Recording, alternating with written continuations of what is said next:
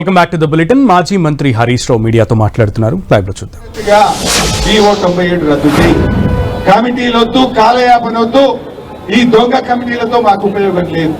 Committee దేనికోసం చర్చ? ఈ పిల్లలు స్కిల్ యూనివర్సిటీకి పోవాలంటే చర్చ, పోదలుచుకోలేదు. We want to continue under SBTET, State Board of Technical Education and Training. We want to continue under the government of Telangana. We doesn't want to go to a private university. ఈ పిల్లలు ఎవరు కూడా ఇష్టపడలేరు, ఈ పిల్లలు ఎవరు కూడా సిద్ధంగా లేరు. ఈ పిల్లల భవిష్యత్తు దెబ్బతింటారు. రేపు ఫీజులు పెంచుతారు. మీరు 3 ఏళ్ల తర్వాత రాష్ట్ర ప్రభుత్వం ఎలాంటి నిధులు ఆ యూనివర్సిటీకి ఇవ్వదు. ఆ యూనివర్సిటీలో ఒక నిబంధన ఉన్నది, ప్రైవేట్ పార్ట్నర్లు ఎప్పుడైనా వెళ్ళిపోవచ్చు. ఇవాళ ఉన్న ఇండస్ట్రియలిస్టులు రేపు వెళ్ళిపోవచ్చు, యూనివర్సిటీ ఆగం కావచ్చు, కానీ ఈ పిల్లల భవిష్యత్తు ఏం కావాలి. ఇంకో ముఖ్యమైన విషయం కూడా నేను మీకు చెప్పాలి. ఇటువంటి ప్రయత్నమే ఢిల్లీలో జరిగింది. ఢిల్లీలో కూడా ఆనాటి ఢిల్లీ ప్రభుత్వం పాలిటెక్నిక్లను తీసుకుపోయి ఐటీఐలతో కలిపింది. అక్కడ కూడా స్కిల్ యూనివర్సిటీతో కలిపారు, ఫెయిల్ అయిపోయింది. ఢిల్లీలో పాలిటెక్నిక్లను స్కిల్ యూనివర్సిటీలో కలిపే ప్రయత్నం అట్టర్ ఫ్లాప్ అయిపోయి అక్కడ ప్రభుత్వం ఆగమైపోయినటువంటి పరిస్థితి. మన పక్కనే ఆంధ్రప్రదేశ్ లో కూడా ఈ పాలిటెక్నిక్లను స్కిల్ యూనివర్సిటీతో అనుసంధానం చేసినారు, ఫెయిల్ అయిపోయింది. ఎస్బిటిఈటి రక్షణ రాలేదు, ఏఐసిటి అనుమతి రాలేదు, పిల్లలందరూ తిరగబడ్డారు, పిల్లల భవిష్యత్తు ప్రశ్నార్థకమైంది. ఇప్పుడు ఆంధ్రప్రదేశ్ ప్రభుత్వం తప్పు తెలుసుకొని నాలుక ఖర్చుకొని ఆంధ్రప్రదేశ్ ప్రభుత్వం పాలిటెక్నిక్లన్నింటినీ తెచ్చి మళ్ళీ హైయర్ ఎడ్యుకేషన్ లో కలిపింది, స్కిల్ యూనివర్సిటీ నుంచి బయటకు తెచ్చింది. ఢిల్లీలో ఫెయిల్, ఆంధ్రప్రదేశ్ లో ఫెయిల్. మరి ఫెయిల్ అయిన ఈ విధానాన్ని తెలంగాణలో ఎందుకు తెస్తున్నారు అని నేను అడుగుతా ఉన్నాను. ఢిల్లీలో ఫెయిల్ అయినప్పుడు, ఆంధ్రప్రదేశ్ లో ఫెయిల్ అయినప్పుడు నువ్వు కూడా బుద్ధితో పనిచేయాలి కదా. ఒక ముఖ్యమంత్రిగా పిల్లల భవిష్యత్తు ఆడుకుంటావా? ఒక ముఖ్యమంత్రిగా ఈ పిల్లలకు ఇవాళ ఎందుకు ఈ రకంగా ద్రోహం చేస్తా ఉన్నారు? పాప బాగా మాట్లాడింది, రేవంత్ రెడ్డి మా ఫీజు రియంబర్స్మెంట్ ఇయ్యే శాతం అయితే లేదు, రేపు స్కిల్ యూనివర్సిటీలో మాకు రక్షణ ఎక్కడిది అన్నారు. ఫీజు రియంబర్స్మెంట్ అనేది చట్టబద్ధంగా ప్రభుత్వం ఇచ్చిన జీవో ప్రకారంగా అసెంబ్లీలో పాస్ అయిన బడ్జెట్ ప్రకారంగా విద్యార్థులకు రావాల్సినటువంటి హక్కు. ఈ ప్రభుత్వం వచ్చి 3 ఏళ్ళైనా 3 రూపాయలు కూడా ఫీజు రియంబర్స్మెంట్ ఇవ్వలేదు. మీరు వచ్చిందా ఫీజు రియంబర్స్మెంట్? పిల్లలకు ఫీజు రియంబర్స్మెంట్ వచ్చిందా? మన ఫీజు ఎంత? 5,000, మీకు ఇచ్చేదే 3-4,000. ఆ ఫీజు రియంబర్స్మెంట్ ఇయ్యే శాతగాని రేవంత్ రెడ్డి మన భవిష్యత్తుకు భద్రత ఇస్తాడా? మన భవిష్యత్తుకు రక్షణ ఉంటుందా? అందువల్ల పిల్లలారా ధైర్యంగా పోరాడండి. జెన్ జీ సత్తా ఏందో ఈ రేవంత్ రెడ్డి ప్రభుత్వానికి తెలిసి రావాలి. ఓ మంత్రి వివేక్ ఏం మాట్లాడిండు? నేనే ఎమ్మెల్యే గెలుస్తానో గెలవను, మా ప్రభుత్వం వస్తుందో రాదో, నేనెట్లా మీకు గ్యారంటీ ఇవ్వాలంటాడు ఒక మంత్రి.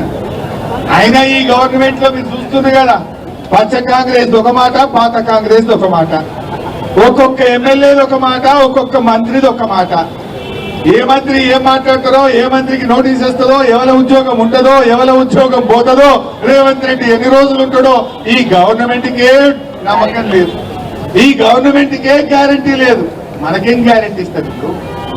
రేపు ఆ పిపిపి యూనివర్సిటీ కింద ఈ పిల్లల భవిష్యత్తుకి ఏం గ్యారంటీ అని మేము అడుగుతా ఉన్నాం. ఈ పిల్లలు ఎంతో బాగా తరతరాల నుంచి, దశాబ్దాల నుంచి లక్షలాది మంది పిల్లలు చదువుకున్న ఈ పాలిటెక్నిక్లను అనవసరంగా దెబ్బతీయొద్దు. ఈ పిల్లల జీవితాలతో చెలగాటం ఆడొద్దు అని చెప్పి కూడా నేను ఈ ప్రభుత్వానికి మనవి చేస్తా ఉన్నాను.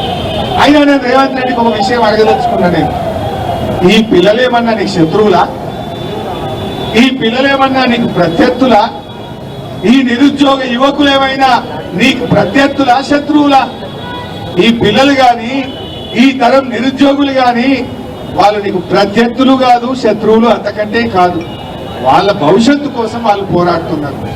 మా భవిష్యత్తు బాగుండాలి, మా పాలిటెక్నిక్ ప్రభుత్వ రంగంలో ఉండాలి, మాకు ఉన్నత విద్యా అవకాశాలు ఉండాలి, మాకు ఉన్నత ఉద్యోగ అవకాశాలు ఉండాలి, నువ్వు చెప్పిన జాబ్ క్యాలెండర్ ఉద్యోగాలు వెంటనే ఇవ్వాలని ఆ పిల్లలు ప్రశ్నిస్తున్నారు. ప్రశ్నిస్తే ఆ పోలీసుల మీద, ఆ పిల్లల మీద పోలీసులు ఉంచుకొలుపుతావా? లాఠీలతో ఉద్యమాలను ఆపుతావా? పోలీసులను అడ్డం పెట్టి గొంతు నొక్కే ప్రయత్నం చేస్తావా? ఒక్కటి గుర్తు పెట్టుకో, పోలీసులు బ్యారికేడ్లు లాఠీలో ఉద్యమాల్ని ఆపలేవు. ఉద్యమాలు మరింత తీవ్రమైతే అని చెప్పి నేను నిన్ను హెచ్చరిస్తా ఉన్నా. నీకు ఉద్యమాలు తెలివే రేవంత్ రెడ్డి. నువ్వెన్నాడు జై తెలంగాణ అనలే, నువ్వెన్నాడు తెలంగాణలో ఉద్యమం చేయలే. నీకు పోరాటం తెలియదు, నీకు ఉద్యమం అంతకంటే తెలియదు. ఉద్యమాలు ఏందో పోరాటాలు ఏందో మేము చేసిన వాళ్ళం. పోరాటాల్లో దెబ్బలు తిన్నోళ్ళం, జైళ్ళ పడ్డోళ్ళం, లాఠీ దెబ్బలు చూసిన వాళ్ళం, మిలియన్ మార్చ్లో సాగర హారంలో ఎన్నో పోరాటాలు చేసినాం. కానీ ఈ పిల్లలు, ఈ తరం యువత ఈ మున్పటి లెక్క ఫోన్లు చేసుడు లేదు, మున్పటి లెక్క మెసేజ్లు పెట్టుడు లేదు, కాలేజీలు బైకాట్ చేసుడు లేదు. ఒక్క మెసేజ్, ఒక్క ఇన్స్టాగ్రామ్ లో ఒక్క వీడియో ఇస్తే 1,00,000 మంది విద్యార్థులు పొద్దున్న లేచే వరకు సెక్రటరీ ముట్టడిస్తారు. జాగ్రత్త రేవంత్ రెడ్డి. నీ దొంగ కమిటీలతోనో నీ జూటా మాటలతోనో పిల్లలతో ఆడుకోకు. చర్చలొద్దు, పట్టింపులొద్దు, బేసిజాలొద్దు. ఈ పిల్లల్ని ఇంకా ఉద్యమం ఉధృతం కాకముందే నీ కమిటీని రద్దు చేసుకో. పాత పద్ధతిలో ఈ పాలిటెక్నిక్లను కొనసాగించాలని కోరుతా ఉన్నాం. ఇప్పుడు పాలిటెక్నిక్ కాలేజీల్లో లెక్చరర్లు ఉన్నారు.